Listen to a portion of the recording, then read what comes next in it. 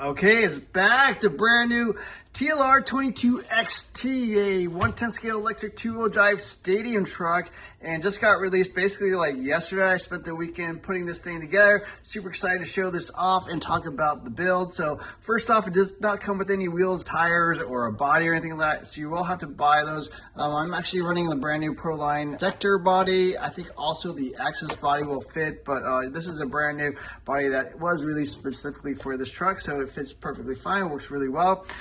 No wheels included, and it does take standard, basically stadium truck wheels. So anything compatible with and associated with, like a Yokomo or a Schumacher will fit this thing up. TLR used to use separate and more unique stadium truck wheels, but these are standard offset, and so any of those will work really well. So I did, kind of modify it slightly. I kind of notched it here in the back to make sure I could clear these links. But yeah, that's what the body looks like. Works really well. Running a Savax 22X-T servo, super fast servo. I'll have links in the description below where you can pick one of these up. It's also what I'm running in my 22X-AC. Probably one of the best 10 scale servos you can buy. Crazy fast, takes high voltages. I think I'm running mine at 7.2 volts. But yeah, excellent servo. Hobbywing XR10 stock spec ESC. So I'm running this in Blinky in a 13.5 turn class. Gen 8 Redline 2.0 battery, 6,000 milliamp hour, of course.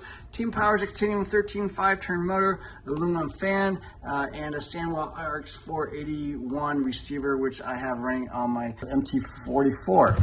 So that's what the electronics look like. Apologies for the rat's nest full of wiring, but it does come with aluminum silver horn, 25/2 standard, basically tooth count. So it's really nice that they are running that and include it in the box. A lot of option parts in the box. You don't really need to buy too much. The only thing I add was a gear differential, because out of the box, this is more of a dirt style truck. So I am actually setting this thing up for carpet, as you can kind of tell from the tires, and a gear differential works really well. No other option parts. Maybe you want to pick up the aluminum pivot block. Maybe you want to pick up like the steel, ESC tray, something like that, different springs. But yeah, that's what I've got running. It is a very nice truck. Carbon fiber shock tires front and back. Easy access diff, just like all the other cars on the market today. You can pop that thing out with like 4 screws, really nice. It does have 13 millimeter bore shocks, so that is an improvement or a change from the TLR 22T 4.0, which was the last stadium truck that they had. Now, you do have the pass-through slipper clutch, just kind of balances out the weight a little bit. You've got the new waterfall. Pretty much the whole truck is completely redesigned. 2 millimeter chassis, hard anodized 7075, of course, and then just changes all the way around. New ball cups. The whole thing is totally different. Battery straps are totally different. Everything is moved up a lot more than in the past. So certainly more of a high traction type surface type vehicles. I do like my 22X AC quite a bit.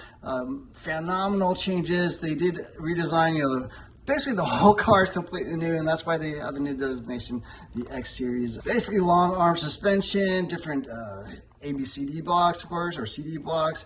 Drive shafts look, similar design as in the past. I'm sure the parts a little bit different. Adjustable hubs, adjustable spindles, adjustable diff case, of course. So yeah, have this set up a lot more for carpet. So I'm running high spindles, high diffs, high hubs, kind of everything I set up for carpet, although I will need to play around with the shocks and stuff like that. I am running 450 CST up front, which is about 47.5 weight, and I'm running 400 CST in the back, which is about 32.5, 35 weight, depending on which manufacturer you get. So there's a quick look at the truck. In terms of tips, first off, the shocks, it didn't mention it in the instructions, but you will run around 1 millimeter limiters in the front. That's what the kit cap calls for.